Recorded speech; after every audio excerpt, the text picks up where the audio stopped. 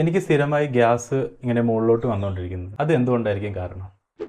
നമ്മൾ ഭക്ഷണം കഴിച്ച് വയറിലെത്തിക്കഴിഞ്ഞാൽ അത് വയറിൻ്റെ അന്നനാളവും ആമാശയവും തമ്മിൽ ആ ജംഗ്ഷനിൽ ഒരു വാൽവുണ്ട്, ഗ്യാസ്ട്രോ ഈസോഫേജിയൽ ജംഗ്ഷൻ എന്ന് പറയും. അപ്പോൾ അത് ലൂസ് ആകുമ്പോഴാണ് ഗ്യാസ് ഇങ്ങനെ മുകളിലേക്ക് വരുന്നത്. അത് ഗ്യാസ് മാത്രമല്ല, ചിലപ്പോൾ നെഞ്ചരിച്ചിലായിട്ടും പുളിച്ചത് കെട്ടലായിട്ടൊക്കെ വരാറുണ്ട്.